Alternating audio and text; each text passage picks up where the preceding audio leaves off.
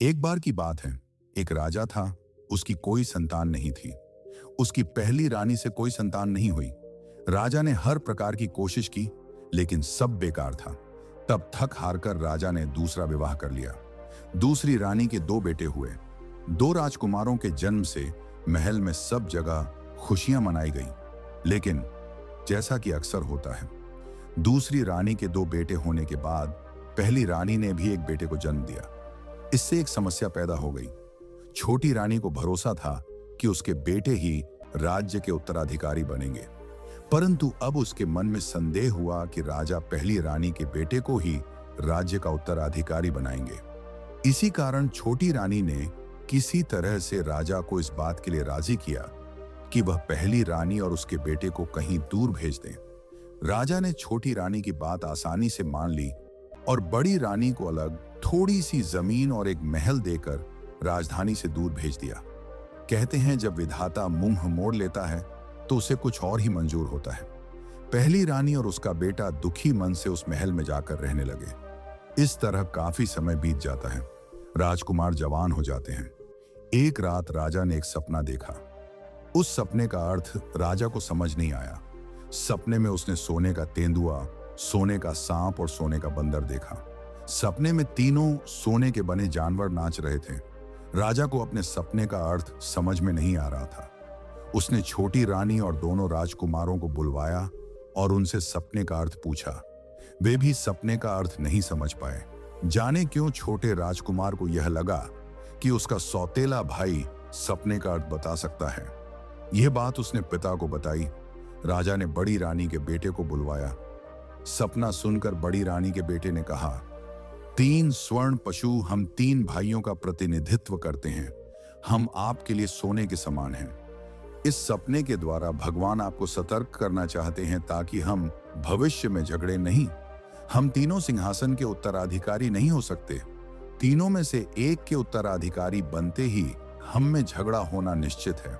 इस सपने का संदेश यही है कि हम में से जो भी सोने के तेंदुए, सोने के सांप और सोने के बंदर को ढूंढकर उन्हें प्रजा के सामने नृत्य कराएगा, वही राज्य का उत्तराधिकारी होगा। इस तरह की न्यायप्रिय बात सुनकर राजा बहुत प्रसन्न हुआ। उसने तीनों बेटों से कहा कि मैं उसी को युवराज घोषित करूंगा जो यह काम करके दिखाएगा। इस काम के लिए राजा ने उन्हें 1 बरस का समय दिया। लेकिन छोटी रानी के दोनों बेटों ने राजा से सहमति जताई कि सपने के प्राणियों को खोजने की कोशिश करना बेकार है। कहीं सपने सच तो होते नहीं हैं। ये तो हमारा सौतेला भाई उत्तराधिकारी बनने के लिए ऐसी बेतुकी बातें कर रहा है। और हाँ, अगर हम सुनार से सोने के जानवर बनवा भी लें तो उन्हें नचाएंगे कैसे। लेकिन उधर बड़ी रानी का बेटा लौटकर अपनी माँ के पास गया और उसे सारी बात बताई। माँ ने कहा कि वह हिम्मत न हारे, उसे स्वर्ण पशु अवश्य मिलेंगे। वह पास के जंगल में जाए और वहां एक गुरु महात्मा रहते हैं, उनसे जाकर मिल। वे उसे कोई ना कोई रास्ता अवश्य बताएंगे। राजकुमार गुरु महात्मा से मिलने के लिए चल पड़ा। कई दिन चलने के बाद वह एक घने जंगल में जा पहुंचा। वहां इधर उधर भटकने के बाद उसने रात को एक जगह आग जलती देखी। राजकुमार आग के पास गया और बैठकर हाथ सेंकने लगा। गुरु महात्मा पास में ही सो रहे थे। अपने पास किसी को आया देख उनकी आंख खुल गई। वो उठ बैठे और पूछा कि तुम कौन हो। राजकुमार बोला, गुरु जी, मैं राहगीर हूं और बहुत भटकने के बाद मैं तुम्हारे पास आया हूं। इतनी रात को कहां से आ रहे हो और कहां जा रहे हो। राजकुमार बोला, मेरी माँ ने कहा है कि सोने का तेंदुआ, सोने का सांप और सोने का बंदर खोजने में आप मेरी सहायता कर सकते हैं। साधु ने उसे सहायता करने का वचन दिया और पानी से भरी हंडियां आग पर रखी। हंडिया में उसने केवल 3 चावल डाले, परंतु थोड़ी देर बाद जब उसने हंडिया उतारी तो उसमें दोनों के खाने के लिए पर्याप्त चावल थे। भोजन करने के बाद गुरु स्वामी ने कहा, बेटा, मैं तुम्हें ठीक ठीक नहीं बता सकता कि तुम्हें क्या करना चाहिए, लेकिन जंगल में थोड़ा और आगे जाओगे तो तुम्हें मेरा छोटा भाई मिलेगा। वह तुम्हें बता सकेगा कि सोने के प्राणी कहाँ मिलेंगे। अगले दिन सुबह राजकुमार चल पड़ा। 2 दिन बाद वह दूसरे गुरु महात्मा के पास जा पहुंचा और उसे बताया कि वह क्या चाहता है। उसकी बात सुनकर गुरु स्वामी ने आग पर हंडिया रखी और उसमें 2 चावल डाले। जब वे पक गए तो वे दोनों के लिए काफी थे। खाना खाने के बाद गुरु महात्मा ने कहा कि वह नहीं बता सकता कि स्वर्ण पशु कहां मिलेंगे, लेकिन मेरे छोटे भाई के पास जाओ, वह जानता है। अगले दिन सुबह राजकुमार फिर यात्रा पर निकल पड़ा। 2 दिन बाद वह तीसरे गुरु महात्मा के पास पहुंच गया। तीसरे योगी महात्मा ने भी हड्डियां आग पर रखी और पानी उबलने पर उसमें केवल 1 चावल डाला। थोड़ी देर बाद जब उसने हड्डियां उतारी तो उसमें दोनों के लिए पर्याप्त भात था। सुबह गुरु महात्मा ने राजकुमार से कहा कि वह लुहार से 12 मन लोहे की एक ढाल बनवा कर लाए। ढाल का किनारा इतना पैना हो कि उस पर पत्ता भी गिरे तो कट जाए। राजकुमार लुहार के पास गया और ढाल बनवा कर ले आया। महात्मा ने ढाल को पेड़ के नीचे खड़ा गाड़ दिया। ढाल को परखने के लिए गुरु महात्मा पेड़ पर चढ़ा और हौले से पेड़ को हिलाया। पत्तों की बरसात सी हो गई। जितने पत्ते ढाल के किनारे पर गिरे उनके 2 टुकड़े हो गए। अब गुरु महात्मा संतुष्ट हो गया कि ढाल वैसी ही है जैसी वह चाहता था। फिर साधु ने राजकुमार से कहा कि जंगल में थोड़ा आगे बांस के बने घर में सांप का एक जोड़ा रहता है। उनकी एक बेटी है, उसे वे कभी घर से बाहर नहीं जाने देते। राजकुमार ढाल को दहलीज के पास खड़ी गाड़ दें और खुद पेड़ पर छुप जाए। नाग नागिन बाहर आएंगे तो उनके टुकड़े हो जाएंगे। इसके बाद वह उनकी बेटी से मिले। वह उसे स्वर्ण पशुओं का ठिकाना बताएगी। राजकुमार चल पड़ा। दोपहर को वह बांस के घर तक पहुंच गया। महात्मा के कहे अनुसार उसने ढाल को घर की दहलीज के पास गाड़ दिया। शाम को घर से निकलने की कोशिश में नाग नागिन के टुकड़े टुकड़े हो गए। थोड़ी देर बाद नाग कन्या बाहर आई। उसका सौंदर्य देखकर राजकुमार चकित रह गया। वह नाग कन्या के पास गया और उससे बातें करने लगा। बातों ही बातों में वे एक दूसरे से प्रेम करने लगे। राजकुमार को पाकर नाग कन्या जल्दी ही माँ बाप की मौत का दुख भूल गई। राजकुमार भी उसके साथ बांस के घर में रहने लगा।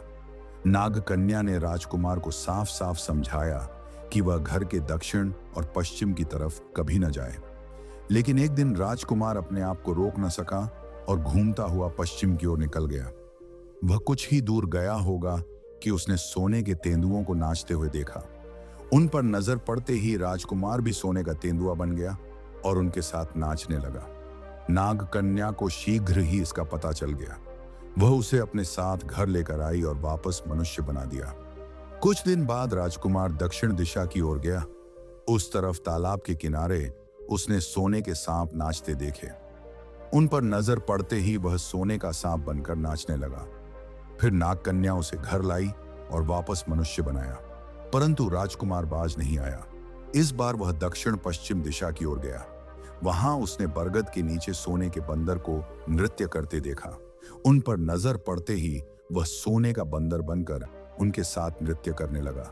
फिर नाग कन्या उसे घर लाई और उसे वापस मनुष्य बनाया। एक दिन राजकुमार ने कहा कि अब उसे घर लौटना चाहिए। नाग कन्या ने उससे पूछा कि वह किस काम से आया था। तब राजकुमार ने उसे राजा के सपने के बारे में बताया। राजकुमार ने उससे पूछा कि वह स्वर्ण पशुओं को अपने साथ कैसे ले जा सकता है। अब तक तो उसने उन्हें सिर्फ देखा ही है। नाग कन्या राजकुमार पर चिल्लाई, फिर मेरा क्या होगा? तुमने मेरे माँ बाप को मार डाला, मुझे भी मार डालो। मैं यहाँ अकेली कैसे रहूंगी? राजकुमार ने कहा, मैं तुम्हें क्यों मारूंगा भला? तुम्हें मैं अपने साथ ले जाऊंगा। यह सुनकर नाग कन्या की खुशी का ठिकाना न रहा। नाग कन्या ने कहा कि अगर वह वचन दे कि वह कभी उससे दूर नहीं रहेगा और न कभी दूसरी शादी करेगा, तो जब जरूरत होगी स्वर्ण पशु बना देगी। राजकुमार ने कसम खाई कि वह उसे कभी अपने से अलग नहीं करेगा। फिर वे राजकुमार के घर की ओर चल पड़े। रास्ते में वह स्थान आया जहां तीसरा महात्मा रहता था। राजकुमार ने नागकन्या को बताया कि उसने उस साधु को वचन दिया था कि लौटते समय वह उससे मिलेगा और उसे स्वर्ण पशु दिखाएगा। अब वह क्या करे? स्वर्ण पशु तो उसके पास है नहीं। तब नागकन्या ने राजकुमार की पीतांबरी के छोर में 3 गांठें लगाईं और कहा कि जब महात्मा स्वर्ण प्राणी देखना चाहे तो वह ये गांठें खोल दे। राजकुमार महात्मा के पास गया। उसने ने राजकुमार से पूछा कि क्या उसे स्वर्ण प्राणी मिले। राजकुमार ने कहा, मैं निश्चय के साथ तो कुछ नहीं कह सकता, परंतु मेरे पीतांबर में अवश्य कुछ बंधा हुआ है। लेकिन जब उसने गांठें खोली तो उनमें मिट्टी का ढेला, ठीकरी और कोयला निकला। राजकुमार ने उन्हें दूर फेंका और नाग कन्या से जाकर पूछा कि उसने उसके पीतांबर में अंट-संट चीजें क्यों बांधी। नाग कन्या ने कहा, तुम्हारे मन में संदेह था, यदि तुम्हें विश्वास होता तो स्वर्ण प्राणी ढेले, ठीकरी और कोयले में नहीं बदलते। वे वहां से आगे बढ़े। रास्ते में वे दूसरे महात्मा के पास रुके। उसने भी स्वर्ण पशु देखने की इच्छा प्रकट की। इस बार राजकुमार ने पूरी आस्था के साथ पीतांबरी की गांठें खोली और लो, सोने का तेंदुआ, सोने का सांप और सोने का बंदर उपस्थित हो गए। वे वहां से आगे बढ़े। रास्ते में पहले महात्मा को भी स्वर्ण पशु दिखाते हुए वे राजकुमारी की मां के पास पहुंचे। राजा के द्वारा तय किए गए दिन से कुछ दिन पहले राजकुमार ने राजा को कहलवाया कि वे एक बड़े मैदान में कुटियाएं और मंडप बनवाएं और उसकी मां के घर से राजमहल के मैदान तक के रास्ते दोनों तरफ आड़ लगवाएं। तब वह स्वर्ण पशुओं का नृत्य दिखाएगा। राजा ने तत्काल आवश्यक आदेश दे दिए। तय किए गए दिन स्वर्ण प्राणियों का नृत्य देखने के लिए लोग उमड़ पड़े। राजकुमार स्वर्ण प्राणियों के साथ आया और रास्ते की आड़ की गई ओट में खड़ी नाग कन्या ने उनसे नृत्य करवाया। लोग दिन भर मुग्ध होकर उनका नृत्य देखते रहे और शाम को अनिच्छा से घर गए। रात को मंडप और कुटियाएं सोने की बन गईं। इसके बाद दूसरी रानी और उसके पुत्रों को छोड़कर राजा पहली रानी के पास रहने लगा। राजकुमार ने नाग कन्या से धूमधाम के साथ विवाह किया, सिंहासन पर बैठा, न्यायपूर्वक शासन किया और सुख से रहा।